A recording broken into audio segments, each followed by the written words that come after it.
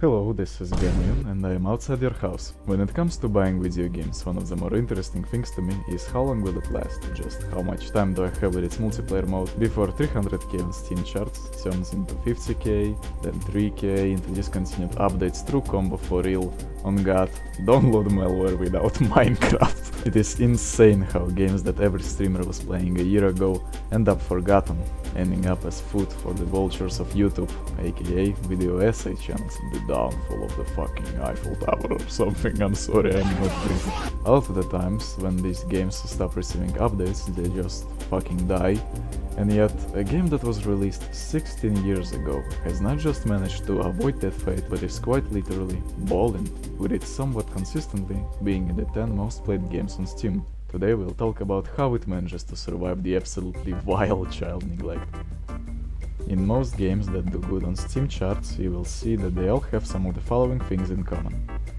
Addictive yet cohesive gameplay mechanics, gameplay variety, and offer some sort of social interaction with the community.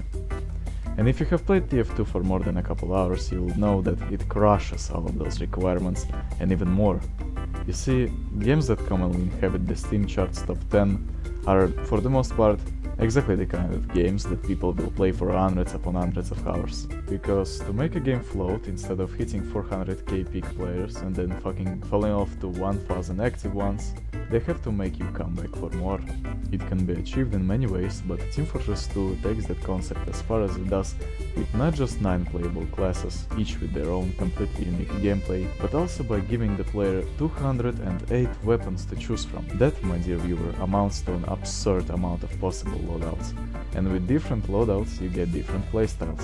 That's right, each of the 9 classes that already have unique gameplay get at least 2 possible playstyles. In the community, those are called subclasses. And you know what?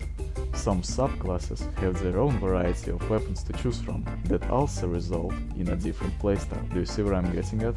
That is the kind of variety I want to see in my funny shooter game. Not only that, but we also have 76 different maps, each with their own unique strategies for each class. Out of all the reasons for why this game is alive, I think that the gameplay variety is the biggest one. Okay guys, so if I was held at gunpoint and asked to watch the same unmoving image for 1000 hours, the only factor that will decide whether I obey or lunge at the motherfucker would be, is the image pleasing to look at? Because with certain things in life, such as artistic masterpieces, you can spend more and more time looking at it, discovering new details that the artist has surgically placed on the canvas, translating all of the love they have for their art into a single piece. And so you likely want to ask me the big question, what the fuck are you trying to say? To which I can only reply, yes. TF2's visual design is definitely one of the bigger reasons for why it attracted so many players in the first place. Its cartoonish, expressive art style paired with horrifying displays of gore, its legendary character designs that are each so distinct from each other, yet are all so simplistic and straightforward. It doesn't rely on bright colors or grotesque fashion sense to differentiate its characters. Instead, it puts so much attention to detail in faces, bodily frames, postures, and the way characters carry themselves, all of that while falling into a simple color palette. Combine that with interesting and not one-sided personalities, and you have a unique, visually pleasing aesthetic to accompany the hours of playtime that your player base will have.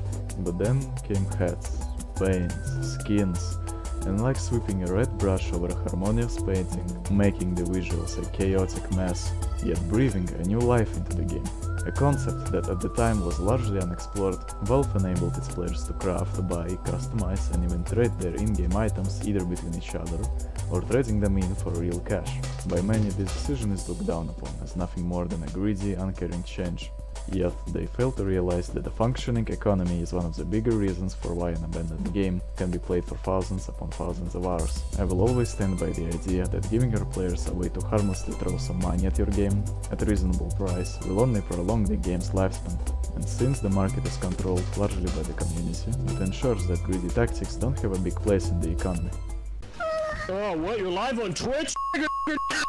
As a free-to-play game, TF2 unsurprisingly has a very diverse player base. Out of Red Sea, which are you?